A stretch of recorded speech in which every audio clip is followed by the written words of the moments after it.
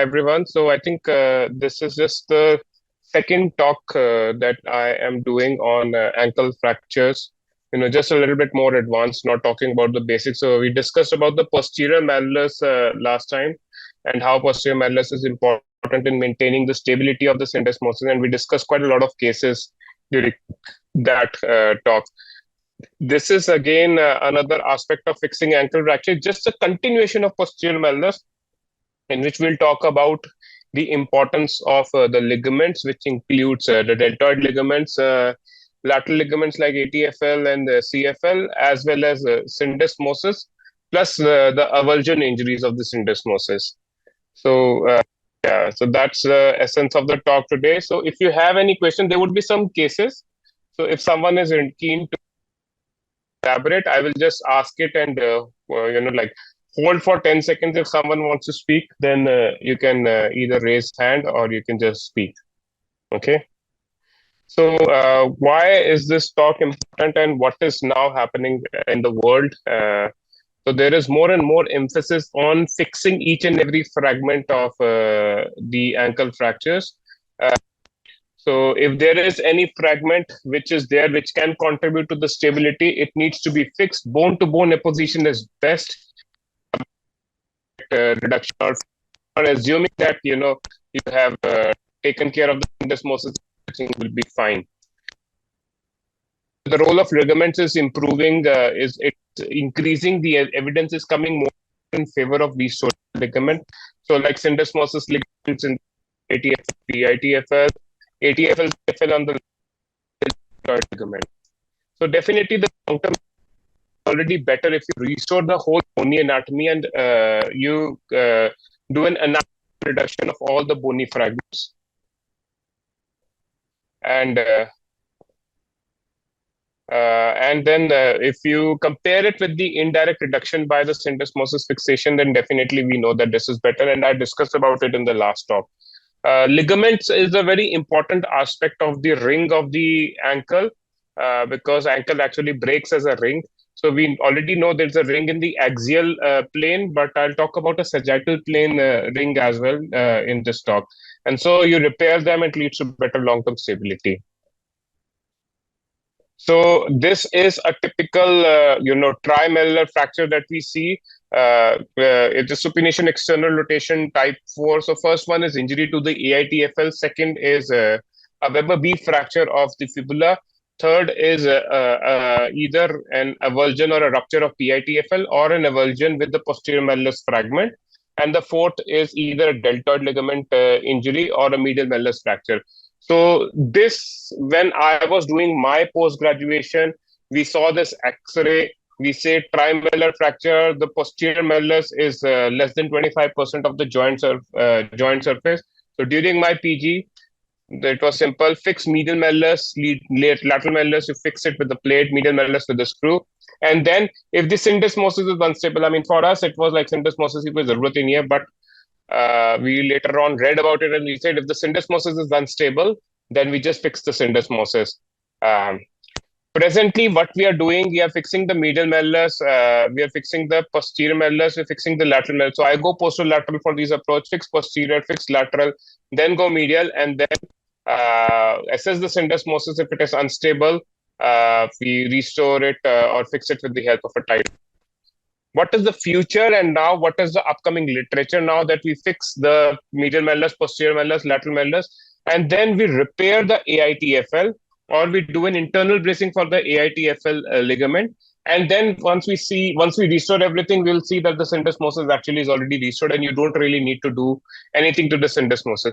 So why is this concept coming up is based on some biomechanical studies, which says that even if you fix 1, 2, and 3, and AITFL is left as such, the ankle is still unstable. So this is just a biomechanical study which was published way back in 2016, and it spoke about the 3 different types of or grades of syndesmotic injury. The first one is an isolated injury to the AITFL.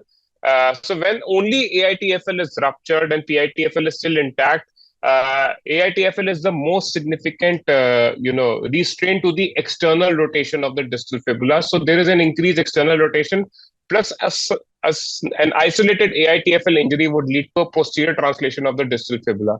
When AITFL and PITFL both are injured, then there would be increased sagittal translation both anteriorly and posteriorly.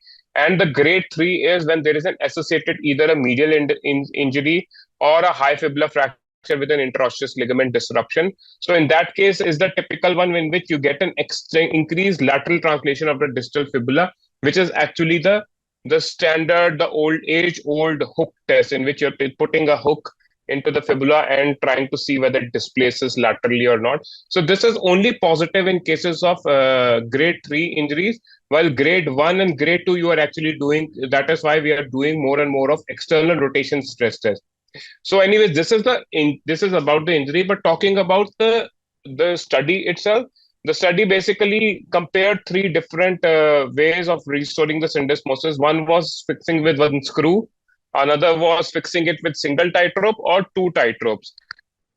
Important thing that neither of those implants were actually able to restore the rotatory instability, even despite using a screw, despite using flexible suture button devices ×2.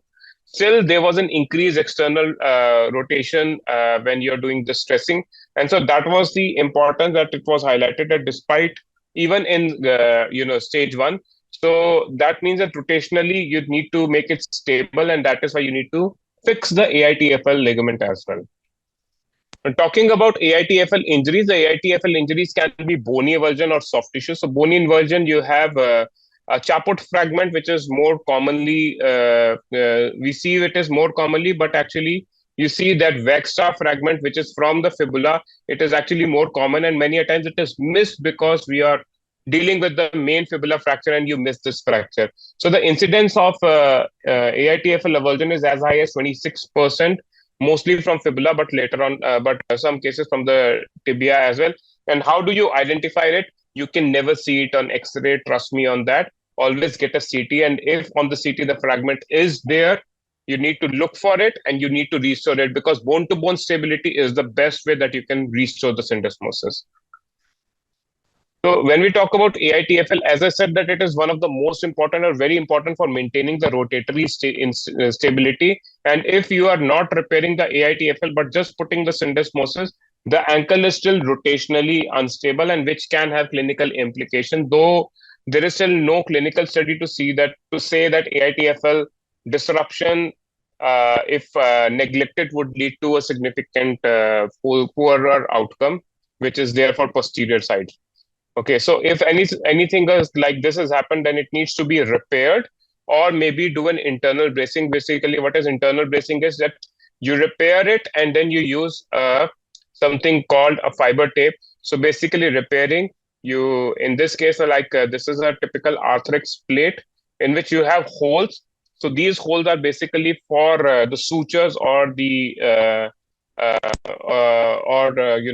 basically for sutures passing through the ligaments. So what they have done is they have repaired the ligament first of all, and then use a suture tape, and then use a Civiloc anchor, which is actually serving as an internal brace, so it will prevent the external rotation. And it says that this is a more stable construct for managing AITFL. So talking about the medial side, we have superficial deltoid and deep